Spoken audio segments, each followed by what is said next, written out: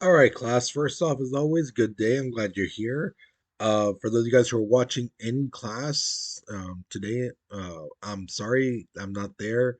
As you can see, actually you can hear I'm not feeling too well. Okay, so sorry. I'm going to try to go through this clearly and without as little interruptions as possible, like that cough I just had. Okay, but just bear with me. Okay. All right, so today we're going to analyze the objective today. We're going to analyze Bismarck's plan to gain more territory. We're examine how Britain was able to avoid a revolution while every other country was basically experiencing one. And we're creating an argument whether two countries can merge together without problems. Okay. Now, I want to make this perfectly clear. I did make a mistake on your worksheets. The question is supposed to say analyze the picture and tell me why do you think the British person isn't doing anything? Because if you notice where it says British back, the guy who has his back towards us, he's just standing there. All right. So why do you think he's just standing there?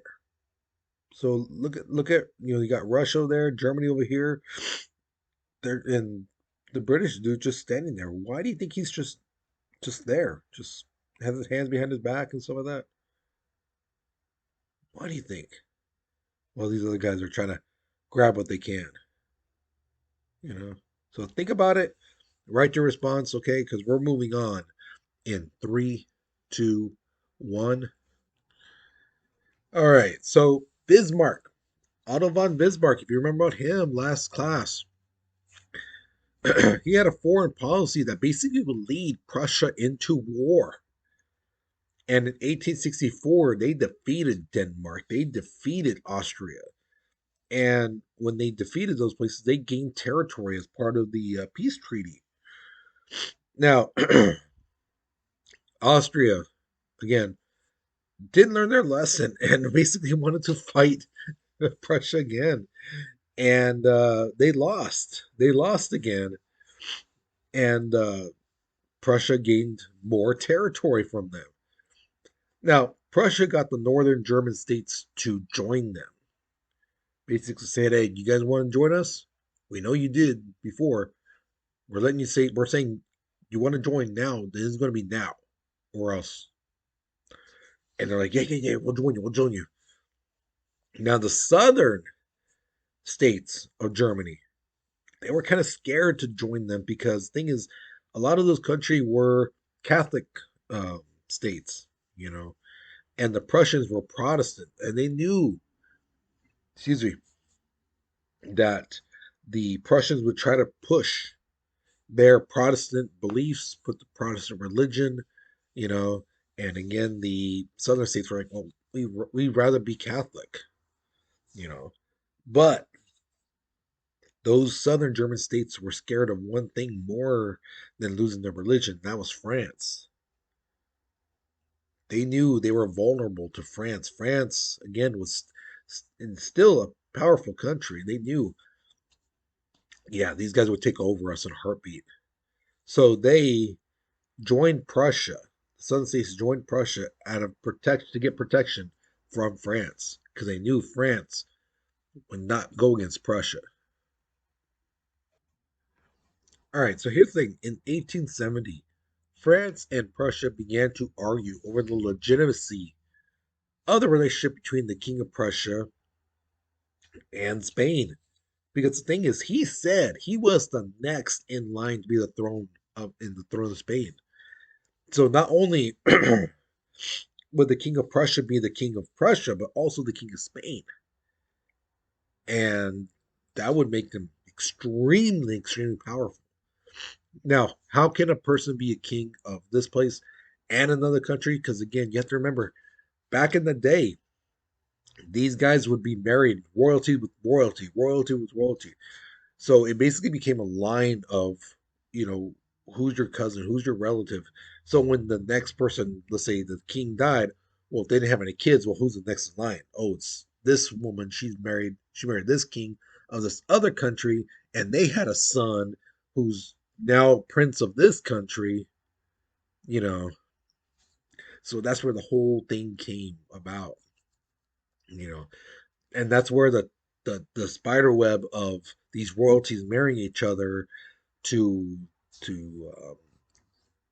unite, bring allies together between two nations. This is where the mess started to come in. Well, now who's in charge? Who's the next king or queen? Now, Otto von Bismarck does what he does best. He angers the French so much. He gets under their skin so much that they declare war on Prussia on July 13th, 1870. And France get their butts kicked.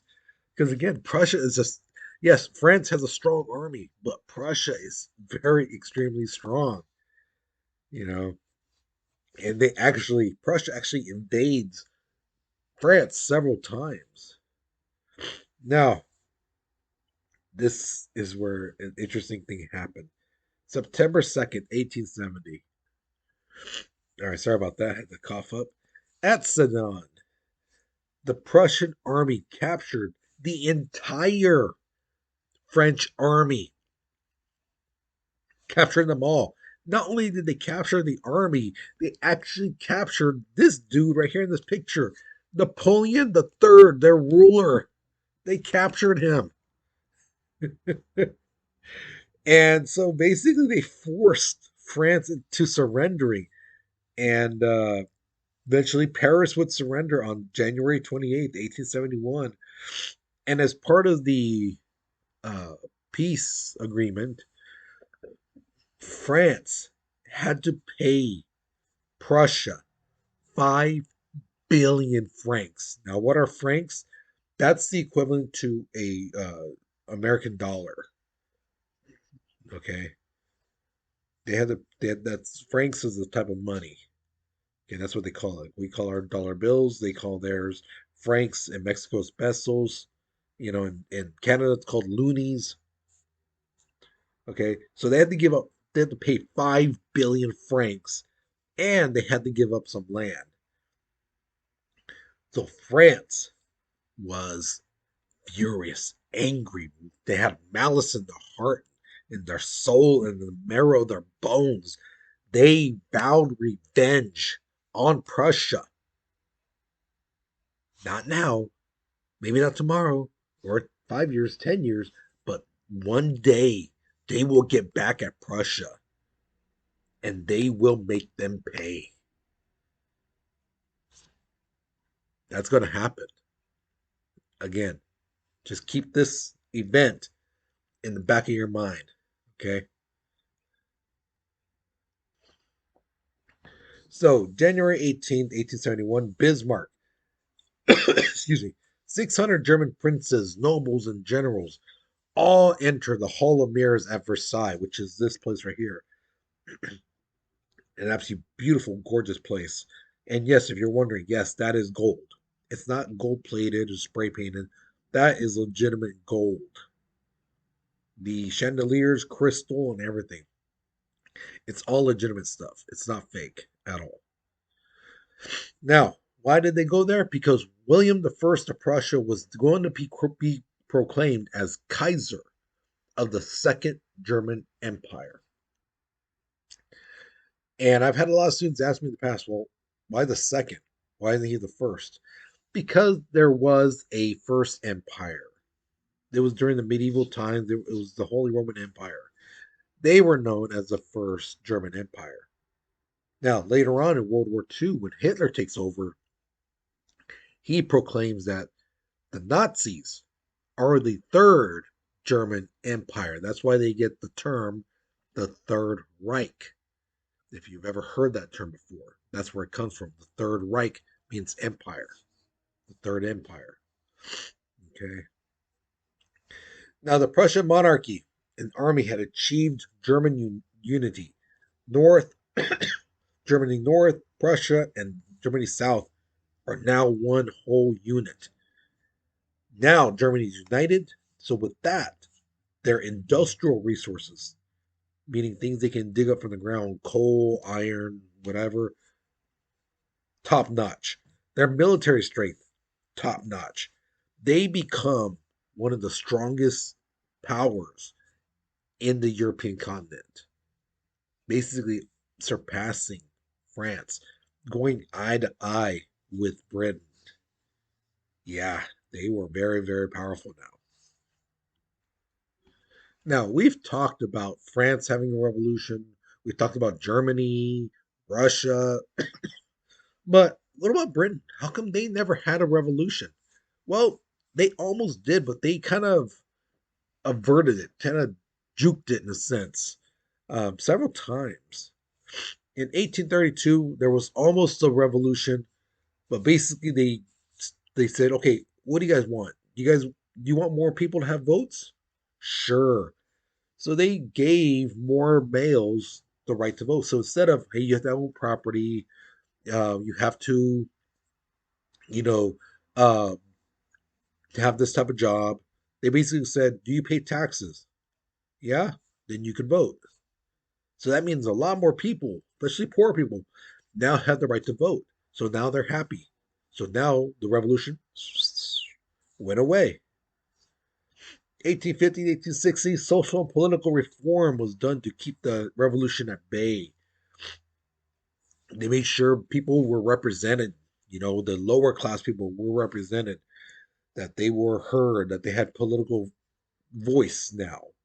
Not as loud as the rich people, but still some type of voice. Excuse me. The Irish nationalists, however, demanded more control over their own affairs. Now, the thing is, you have to remember, at this time, the Irish were controlled by Britain. They basically were uh, a territory they owned.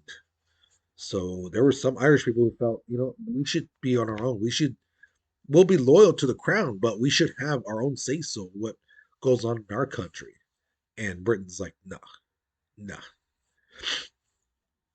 So another thing that way they averted revolution was they had an economic growth. The middle class um, was feeling like a pinch. They're like, we're not getting paid enough. Our work hours suck. We want more. And the country basically said, okay, sure, we're going to raise your pay from $4 to $8.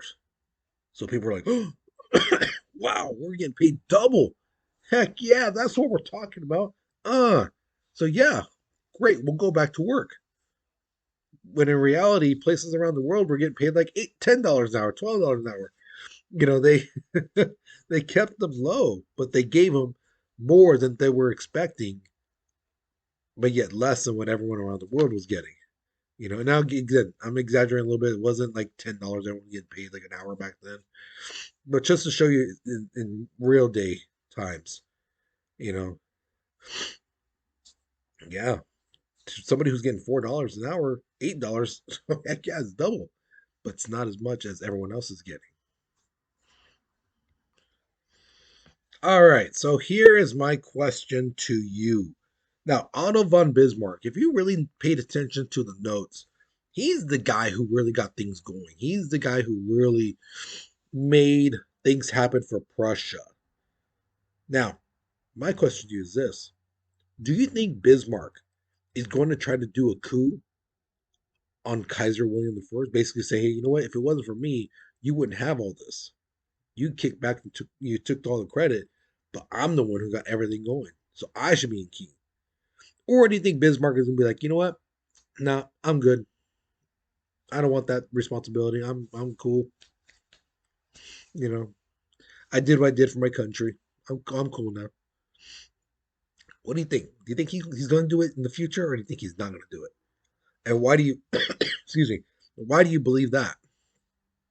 Okay. So once you've answered this question, you're basically done with this lesson. Now, I gave you guys 4 vocab words. Okay. Because I know a lot of you guys probably not listened to this video. You didn't listen to a single word of it. For those of you guys who did, I appreciate it. I hope you did learn something today. But I know a lot of students didn't. They just skipped far forward and things like that, paused it on the notes parts. But the thing is, you got 4 vocab words. So Be sure you get those done, okay? If you don't finish, that's okay. We still got a lot of time left in the grading period, okay? But you should, especially if you forward, you should get them done. But if you didn't, if you actually listen to this video, if you get like one or two done, you're good in my books, okay? And again, I appreciate you listening uh, to the lecture video, okay? So with that being said, you guys, you take care, you be safe, and I'll see you guys later, okay?